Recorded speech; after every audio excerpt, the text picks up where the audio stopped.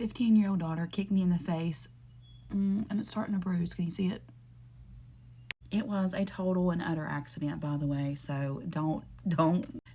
She's not like that at all. So she is trying to get her back handspring, and we had the bright idea, or she had the bright idea, to try it in the living room. And she wanted me to spot her. She doesn't really need a spot. She can throw it if she would just get out of her own head. And that's a whole lot of it. It's just mental. She's just in her own head. So she went to throw it, and I didn't know when she was going to throw it because she kept looking behind her. So when she did go to throw it, I was not prepared to duck. So she kicked me right in the face because it kind of was a fail. And she ended up landing on her knee and bruising her knee pretty bad. And I ended up having a busted lip. So I said no more tumbling in the living room. Not for a long time anyway. I'm sure makeup is going to cover it. And the fact of it is, it was days ago and it's just now bruising, and I don't know why. And we do not have carpet in our living room. We have wood, like laminate floors. So she didn't have a tumbling mat or anything. So, I mean, like I said, she could have done it, but it probably wasn't the best idea. You know me, always giving in. It is absolutely beautiful weather here today.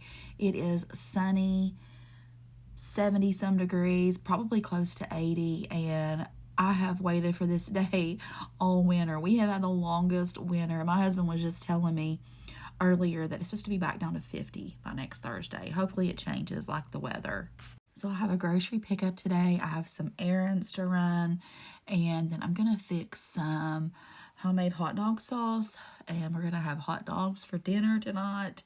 And it would really, I can't talk. It would really be a good time to put the hot dogs on the Blackstone, but I don't really want to get it out and clean it up from winter. Is that bad? Which really, it wouldn't really need cleaned. It's been covered all winter, but I don't know. I'll probably be lazy. And I have been using the very end of this loose powder for I couldn't tell you how long. And I just keep thinking that I'm running out, and I just keep getting more out of it. This is like a never-ending thing of loose powder. It just keeps giving. You know, and it's so hard watching your kids go through things. I mean, we've had 5 kids go through school and experience, things with other kids. And it is so hard when you hear your kids talk about how they went through this with that person, or this person's saying this, or this person's doing this. Or I try to tell Kaylee to stay out of any kind of drama. We stress, because she's the only one in public school right now. We try to stress her to stay out of drama. It doesn't always work with girls. Girls are so dramatic, especially Kaylee. She's always been the most dramatic girl ever. But I don't know. Do people not? I don't think they do. Do people not teach their kids anymore to not be dramatic? Do people not tell their kids to be nice anymore, to be kind to others? I don't think they do. Because you know what? It's easier just to let your kids go and not teach them anything. It's so much easier. And you know what? I feel like there is a bad cycle that goes on with people and their kids. Like, anymore, moms weren't taught anything because they were let go, and there's young moms coming up with these generations, and then they're not teaching their kids anything because grandma's raising them, and grandma wasn't taught anything, and it's just a bad cycle. Like, what in the world, people? Take the time and energy to teach your kids. Don't get me on this. One more thing. Take the time and energy to be a mom. If you are a mom and you have a child, be a mom to that child. Don't just let it go. Be a mom. And I know there's circumstances and situations, but, so don't come at me, but my goodness, there is more grandparents raising kids anymore than ever before. And some people are just pure lazy, and some people just don't purely care, and some people are just raising little spoiled brats. Just let me be completely honest. And they won't do anything about it, and they know they're spoiled brats. Some people don't realize their kids are spoiled brats, but they are. And they just let them go and just feed into it. And some people are just lazy, and it just takes too much time and energy to even put forth any effort into a child at all in raising them and teaching them right from wrong. I'm not saying I'm the best parent in the world, but I do take pride in parenting. And that is one thing that I wanted more than anything, was to be a wife and a mom. And I have achieved that, thankfully. I have kids and I'm able to be at home with them. And I put my all and everything into raising them and teaching them right from wrong. I wanted them to grow up and go farther and do more and far exceed me and be great human beings. That was my goal. So it took a lot of energy, and it still does, to raise good, decent people. And please don't take this as I'm bragging on myself. I'm not at all. I am my own worst critic. Just ask anybody I'm close to. I'm just saying there are people out there that just do not know how to be a parent or are too lazy to. And it's like, what are you having kids for then? What are you having kids for? If you can't be a parent to them, what are you doing?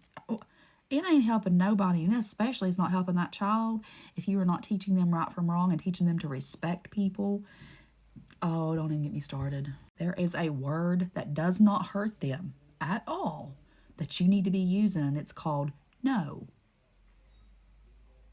It's not hard to say. No. And sometimes it's best for them to say no. And don't wait till too late to start using that word. Okay, I gotta get off this subject. Let me stress, I am not the perfect parent. I do not claim to be. I'm not saying that at all. And nobody is a perfect parent. There's no such thing. But you can try and give it your all in all. That's all I'm trying to say. And there's a lot of people, seems like more people don't try that do anymore. And that is the point that I'm trying to prove. I'm going to get off this subject though, because I feel like I'm going to ruffle a lot of feathers, and I really don't. That's not what my intentions are. I use this to kind of vent and just talk, and that wasn't even something that was on my mind. I use this time to just vent and talk like I'm talking to my friends, and just never know what's going to come out of this mouth. And I had the best mom. I mean, the absolute best mom. She tried for 9 years to get pregnant, and she had endometriosis really bad, and she couldn't get pregnant. And the doctor told her that she possibly may never get pregnant. And then she finally got pregnant with me. And she had me, and she never did anything else to keep from having any more kids. But one thing about her, she was the absolute best mom. And when I tell you I got told no, and and she went around telling everybody I was her miracle baby. She went around, I mean, she would embarrass me to death as a teenager. We would go in department stores, and she would tell cashiers, "This is my miracle baby." I'm like, "Mom, stop." I understand now. But looking back, she was not afraid to tell me no. She was not afraid to punish me. She was not afraid to bust my hind end. She did many a times, and but she was, I mean, it was all in love. And I realize that now. When your kids are young and you're punishing them, they're like, "You hate me," you get all that stuff, or they think, "Oh, why they treat me this way?" But if you punish them, it's all in love. It's all because, and if you're young and you're wondering why your mom and dad has you grounded right now, it's because they love you. Here's my outfit today. I got this shirt on clearance at Walmart when fall was coming, winter was coming, for like $2 or $3. And I'm so glad I did now. And I'm wearing it with jeans and sandals. And you all have a great weekend.